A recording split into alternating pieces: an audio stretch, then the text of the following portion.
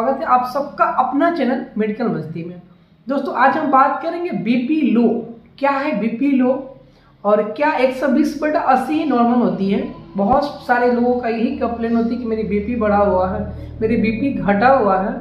क्या है दोस्तों, मैं एक गुजारिश करूंगा कि ये जो चैनल है वो मेडिकल हेल्थ रिगार्डिंग जो एजुकेशनल वीडियो है, तो मैं आप सबसे गुजारिश करूंगा कि इस चैनल को सब्सक्राइब करें।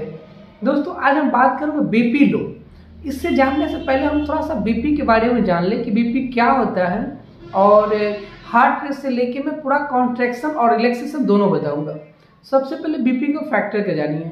जो बीपी हमारा होता है वो दो टाइप्स के मेनली होते हैं, एक होता है सिस्टोल, एक होता है डायस्टोल, जिसको हम लोग आम बोलचाल में बोलते हैं सिस्टोलिक और डायस्टोलिक। दोस्तों सिस्टोलिक जो हुआ जो हमारा अपर ब्लड, और जो डायस्टोलिक हुआ हमारा नीचे के जो ब्लड। अब नीचे के बीपी है वो क्या करता है, जब हमारे शरीर में जब हम बीपी लेते हैं तो बीपी में एक दो ही आता है, बहुत बार सुनते हैं 120/80। तो 120 की स्पीड में हमारे हार्ट में ब्लड पहुंचता है और 80 की स्पीड से हमारे ब्लड जो है वो हार्ट से बाहर निकालती है। तो इसमें होता क्या है कि आप जब बाहर आती है ये सारे ऑर्गन में होती हैं। बहुत बार ऐसा सुनते हैं कि ये हार्ट बहुत बीपी मेरा बढ़ गया, बहुत बढ़ गया, 120 से अगर किसी व्यक्ति को 122 हो जाए, 125 हो जाए तो लोग घबराने लगते हैं। सबसे पहला चीज बीपी को फैक्टर को समझिए। बीपी जो हमारा है वो एज रिलेटेड होता है। अगर आप 18 से 25 साल के, अगर बीपी आपका 130/90 तक भी, 80 तो छोड़िए 90, 120/80 एज ए बुक है कि 120/80 नॉर्मल मानते हैं इस चीज को। लेकिन अगर आप विद्यार्थी जीवन है आपका, अगर 120 से बढ़कर 130/90 भी है तो ये बीपी आपका नॉर्मल है, तो आप घबराए नहीं। अगर आपका एज 35 साल एवं है और आप ओबेसिटी का मरीज है, अगर आपका बीपी 150/90 है, 150/90 है, तो आप ये कह सकते हैं कि बीपी मेरा जो है वो हमारा माइंड में चल रहा है, मॉडरेट में चल रहा है। अगर बीपी आपका 160/100 है तो आपका सीवियर हो गया। तो आप ये थोड़ा बहुत कि आप डॉक्टर की निगरानी में रहे हैं और थोड़ा बहुत आप नमक की मात्रा कम के लिए चले। दोस्तों अब थोड़ा सा इससे हम जान लें हार्ट के बारे में। दोस्तों जो हमारे ब्लड है जो हार्ट में पहुंचता है उसको हम लोग सिस्टोल कहते हैं, मेडिकल वर्ड में इसको सिस्टोल कहते हैं। और जो हार्ट से ब्लड बाहर निकलती है उस स्पीड को डायस्टोल कहते हैं। फॉर एग्जाम्पल के तौर पे आप समझिए कि कोई व्यक्ति अगर कोई गेंद को बीगता है, तो जब आप गेंद को बीगेंगे तो दीवार में जो टकराने की स्पीड रहेगा उसको हम लोग सिस्टोल कहेंगे, और जो दीवार से टकरा कर वापस आएगी उसको हम लोग डायस्टोल कहेंगे। आप इसके समझ सकते हैं। और ये जो हमारा हार्ट है वो 0.5 सेकंड में ये क्या करेंगे, 0.5, ये समझने की चीज है, बहुत बड़ा फैक्टर है। 0.5 सेकंड में ये क्या करता है, कॉन्ट्रैक्शन करता है, यानी कि एक बार में संकुचन करता है। लेकिन 0.3 सेकंड में ये रिलैक्सेशन करता है। सपोर्टेड ये हमारा हार्ट है और हार्ट को मैं पिक करूंगा तो वो कितना समय लगेगा, 0.5 सेकंड। लेकिन जब हार्ट हमारा क्या करे, रिलैक्स होगा तो 0.0। अब बात करें 0.5 और 0.3 दोनों को जब आप ऐड करेंगे तो आपका कितना आएगा, 0.8। तो एक कार्डियक साइकिल की बात करें 0.8 सेकेंड में होती है। दोस्तों अब बात करें बीपी लो किसको होता है।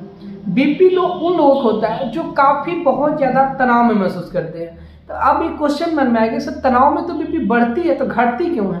ये क्या है, बीपी एक फिजियोलॉजिकल चीज होती है। कभी कभी आप अचानक कोई चीज को मन में वैक्स सोचने लगे, अगर आप बैठे हुए हैं किसी के बारे में सुने अचानक, तो आपका बीपी बढ़ जाएगी। लेकिन आप कम पानी पी रहे हैं, बहुत सारे दिनों से कम पानी पी रहे हैं, या आपको डायरिया है, या बार बार आप कॉन्स्टिपेशन के शिकार हैं, तो उसमें भी हो जाएगा। बहुत सारे ऐसे भी विद्यार्थी हैं जो विद्यार्थी पढ़ाई लिखाई में थोड़ा सा डीप चल रहे हैं, उनके जो दोस्त है वो आगे निकल गए हैं, तो इनके भी सोचने से भी आपको बीपी फैट करता है कि आपका बीपी थोड़ा बहुत कम होने की संभावना रहती है।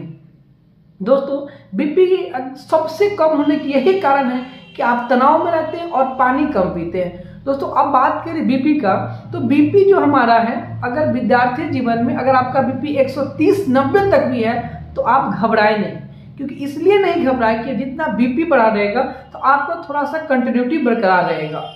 हाँ, बीपी उनके लिए प्रॉब्लम जो ओबेसिटी का एज रिलेटेड है वो बीपी के लेके थोड़ा सा चिंतित रहेंगे, बीपी के लिए ज्यादा नहीं सोचेंगे। अब बात करें बीपी लो हो जाए तो अब क्या करें। सबसे पहले चीज, अगर बीपी आपका लो हो रहा है तो आप पानी खूब पिए। अब पानी पिए, तो पानी जितना शरीर पीजिएगा शरीर में आपके पानी बढ़ेगा, जब पानी बढ़ेगा तो बीपी आपका कंटिन्यूटी बरकरार रखिएगा।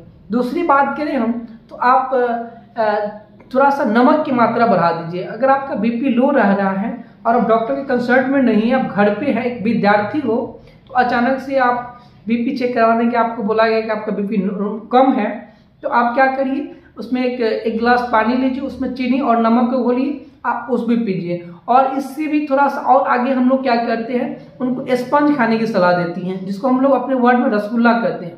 बहुत लोग इसको समझ लेते हैं कि ये कमेंट की भाषा में रसगुल्ला क्या।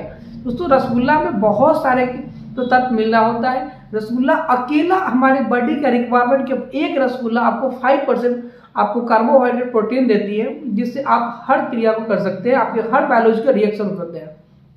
बहुत जगह जाएंगे क्लिनिक पे तो आपको मल्टीविटामिन की टेबलेटें दिया जाता है। दोस्तों मल्टीविटामिन कोई भी ताकत की दवाई खाने से हमारे शरीर में ताकत नहीं आती है, ये चीज़ को आप क्लियर कर लीजिए। तो ये काम क्या करती है, ये मल्टीविटामिन हमारे शरीर में बायोलॉजिकल रिएक्शन को क्रिया को एक्टिवेट करता है।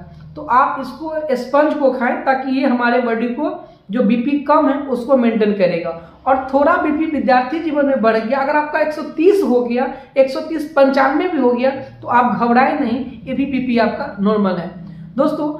और आप पानी की मात्रा को कम नहीं करें। बीपी बहुत कॉमन चीज होता है, बीपी फिजियोलॉजिकल चीज होता है। बीपी से डरना उन व्यक्तियों का जिनका एज है, जो हम एज कोलेस्ट्रॉल के शिकार हैं, उनको हार्ट संबंधित कोई शिकायत है, उनको बीपी से डरना है। दोस्तों आई होप कि बीपी लो वाले व्यक्ति अब नहीं घबराएंगे। अगर ऐसे कोई सिम्टम्स आपको आता है तो आप कमेंट करके पूछेंगे। और रसगुल्ला खाना, एक क्वेश्चन मन में आया हो गया, रसगुल्ला अगर डायबिटीज मरीज हो तो क्या। दोस्तों डायबिटीज मरीज है तो डॉक्टर की निगरानी में रहें और उनको डॉक्टर से सलाह लेनी चाहिए। अगर स्टूडेंट है, अगर आप डायबिटीज मेलाइटिस के शिकार नहीं है, तो आप स्पंज बहुत ले सकते हैं, आप चीनी नमक की घोर ले सकते हैं, आप पानी पी सकते हैं, खूब बढ़िया खाना खाएंगे। खाने पीने में कोई कंप्रोमाइज नहीं करना, जो आपको अच्छा लग रही सब कुछ खाइए। थोड़ा बीपी बढ़ा रहेगा तो आपका कंटिन्यूटी बरकरार रहेगा। Thank you for watching. ऐसे कोई क्वेश्चन आपके मन में आप कमेंट पर डालिए, मैं हर क्वेश्चन का आंसर करने की प्रयास करूंगा। Thank you for watching. Thank you.